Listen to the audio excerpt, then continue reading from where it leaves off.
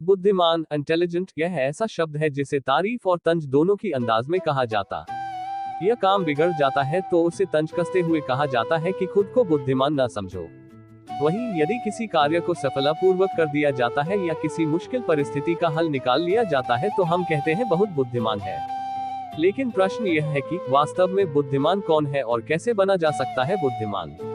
बौद्ध धर्म के संस्थापक महात्मा गौतम बुद्ध के विचार और कहानियों से व्यक्ति को प्रेरणा मिलती है। गौतम बुद्ध के जीवन से जुड़ी ऐसी एक नहीं बल्कि कई कहानियां हैं जिससे कई समस्याओं का हल मिलता है।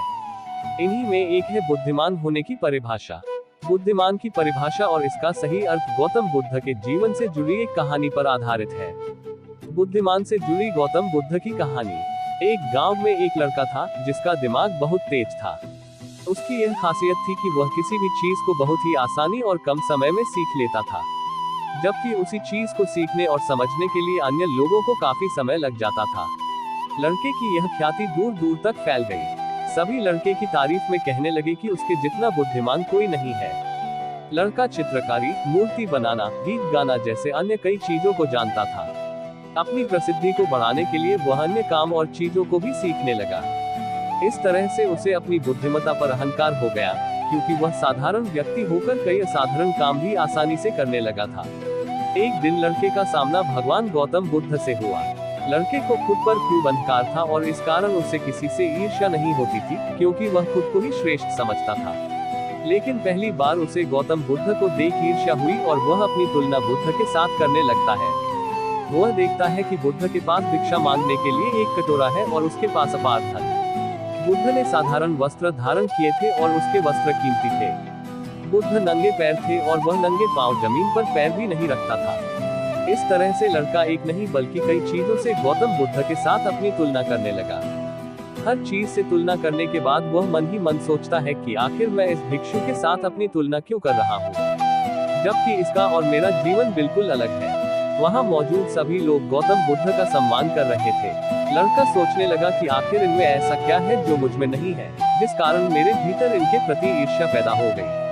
अपने मन में चल रही जिज्ञासा को शांत करने के लिए वो बुद्ध के पास जाता है। वास्तव में कौन है बुद्धिमान?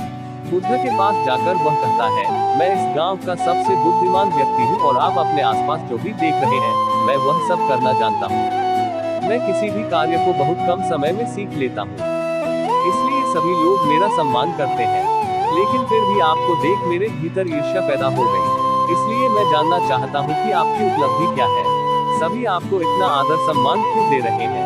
लड़के के सवाल का जवाब देते हुए बुद्ध कहते हैं, मेरी कोई उपलब्धि नहीं है, लेकिन तुम कह सकते हो कि मेरी यही एक उपलब्धि है। बुद्ध लड़के से पूछते हैं, क्या तुम्हें निंदा अच्छी लगती है? लड़का कहता है कि भला किसे निंदा अच्छी लग सकती है? बुद्ध कहते हैं कि जो तुम्हें अच्छा और बुरा लगता है, मैं इनसे भी ऊपर हूँ। मुझे ना निंदा सताती है और ना अपनी प्रशंसा से प्रसन्न होता हूँ। यही अंतर है तुम में और मुझ में। बुद्ध कहते हैं, तुमने सैकड़ों काम सीखे लेकिन सबसे जरूरी काम को सीखना भूल गए। लड़का पूछता है, कौन सा काम? बुद्ध ने दिया बुद्धिमान होने का ज्ञान। बुद्ध कहते हैं कि क्या तुम्हें मन को नियंत्रण करना आता है? ये बात सुनकर लड़का समझ जाता है कि उसे बुद्ध से ईर्ष्या क्यों हुई। बुद्ध कहते हैं, जिसने संपूर्ण जगत जीत लिया लेकिन अपने मन को नहीं जीत पाया, उसने कुछ भी नहीं जीता। वहीं जिसने अपने मन को जीता लेकिन अपना सब कुछ गंवा दिया, फिर भी उसने सब कुछ जीत लिया। बुद्ध की यह बात सुन लड़के का अहंकार टूट गया। उसने बुद्ध से कहा कि क्या आप मुझे अपने मन को जीतना सिखा सकते हैं? बुद्ध कहते हैं, जरूर, लेकिन इसके लिए मैं तुम्हारी सभी उपलब्धियां छीन लूंगा। लड़का कहता है, मैं तैयार हूँ। इसके बाद से ही लड़का ध्यान लगाने लगता है, क्योंकि ध्यान से ही मन को वश में किया जा सकता